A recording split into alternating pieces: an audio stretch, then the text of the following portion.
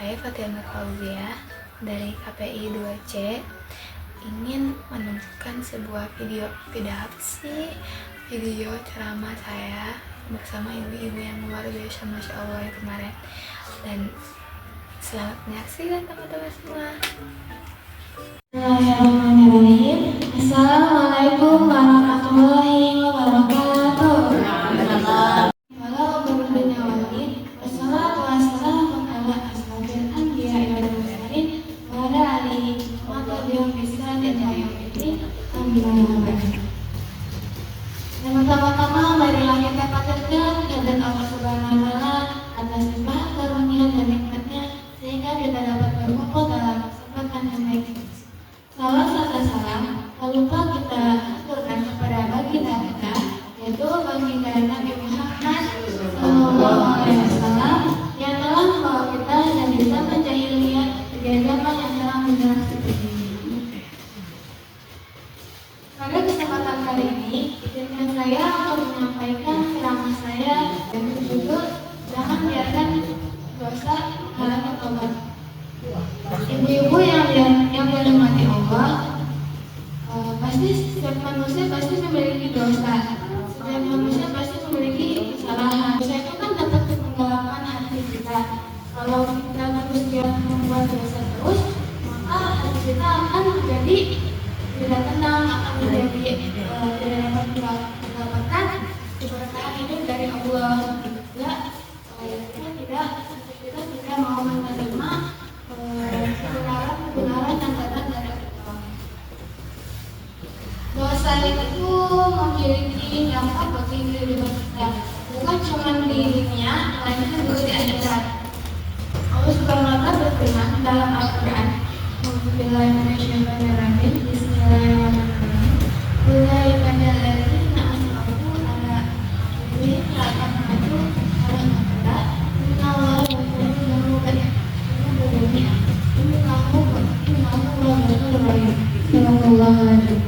Artinya, katakanlah yang mengaku yang melampaui batas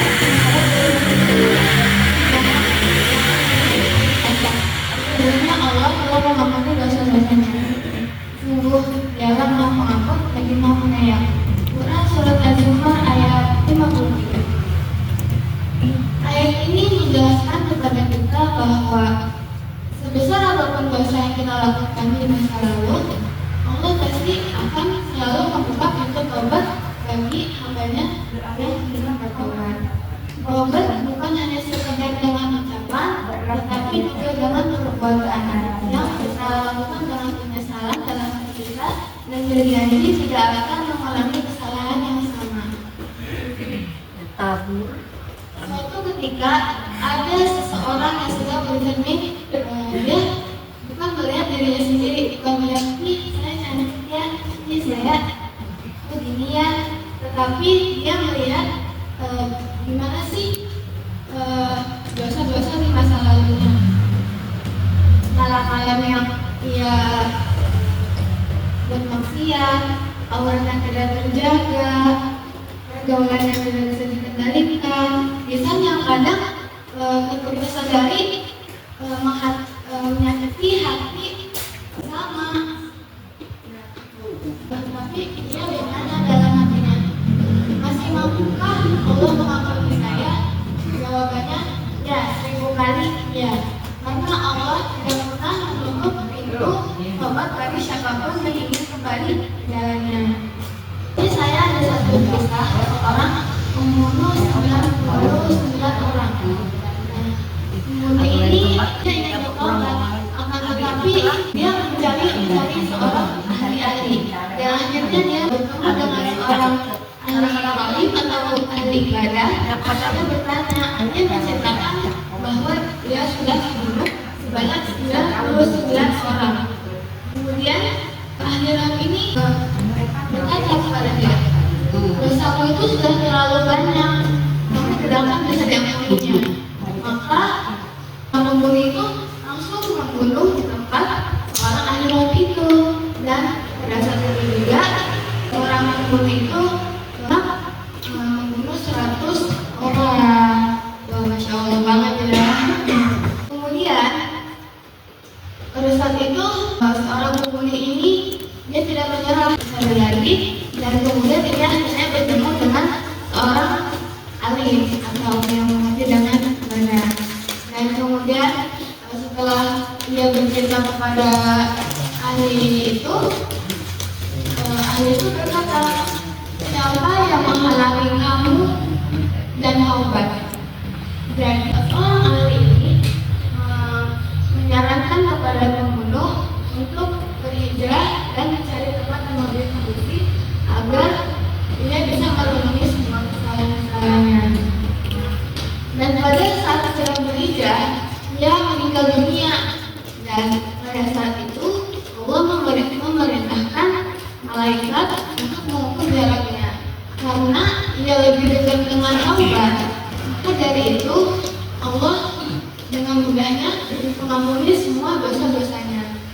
Jadi kalau